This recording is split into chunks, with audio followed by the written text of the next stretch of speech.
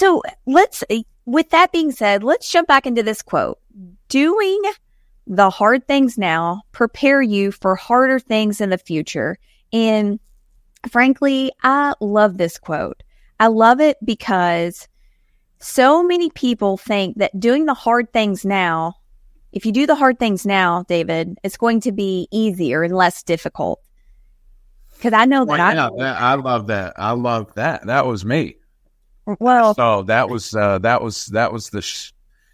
I guess the shocking truth when I first heard it said this way. Because I've been looking for the easy way out for a long time, my whole life. So to think that, you continue to do all these hard things to prepare you for more hard, it's a different way of looking at it. But I like it. You can embrace that. You can embrace it, but it's actually not true, right? It's not true. Things don't become less hard or less difficult. It's actually we as humans revert back to the last hard thing that we went through, right? We revert back to that. And especially in leadership, it brings another level of decisions that have to be made. Or, David, I think about the agency and what we've been able to help lead and grow our team members. And, we have been so one-track focused with final expense for such a long time. And really within the last, 2 or 3 years, we've added Medicare, which was completely new, right? Talking about really starting from square one again. But we've got our feet wet and we are gaining a big understanding. I just finished my HIPE test for 2025 yesterday. Whoop, whoop, whoop. I passed. Thank goodness. But now, getting into retirement plan, I feel as though even though we are not out there, quote unquote, knocking on doors, we are creating a vision and avenue for our agents to really be able to have a more holistic approach. And I feel that is so important, to be able to provide that for them, because that's a part of, hey, even though I've done this hard thing, harder things are coming, right? And be able to push through those difficult challenges. Yeah, absolutely. I mean, when you put it towards business, it only makes sense. So I think you can think about the hard things that you face in life.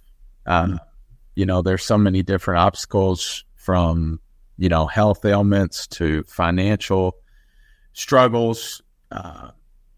But, life's not easy, right? How many times has somebody said that, or have you heard that? So I really think that as unnerving as it may sound to think that all the hard things you're going through are preparing you for the harder things to come next. It's really about who you want to be and where you want to go. And us in our field as entrepreneurs and people that have kind of put our success on our own back, there's no other way to think about it. Right. There's no other option. The day you stop is the day your business stops growing. The day that you start going backwards. I've heard it said about the world, right? Like when you stay complacent at some point, just because it's working today, at some point you're going to wake up and the world has changed, and the solution that you were solving for is no longer going to be a problem. So if you're not adapting and changing, and most of the time change is hard, right? Then the world's passing you by, because the world changes every day. Correct. And change is hard. And, tying this into this quote, a funny story about our daughter, Lenny. Okay. Okay. So she, again, this is the first full week of school. All right. And so shout out to all those teachers out there. All right. And shout out to all the people that always got this kid talks too much on your report card or your behavior sheets or whatever the case may be. So we're on day 3 of she's gotten docked for talking too much. She's very social. To know her is to love her. She is a sparkle that hopefully will never go out. She is just great. Yeah, So the phone calls I got in West Virginia was from Lenny's teacher. So. Yes, correct. So she talks a lot. So we are at home the other evening, and, I was talking to her about her talking too much. And so her and Locke we're all 3 in a conversation here. Locke is our son as well. And Locke, my son, is trying to overtalk Lenny. And Lenny goes, "Locke, I haven't got to talk all day long. Let me talk." Oh, my goodness.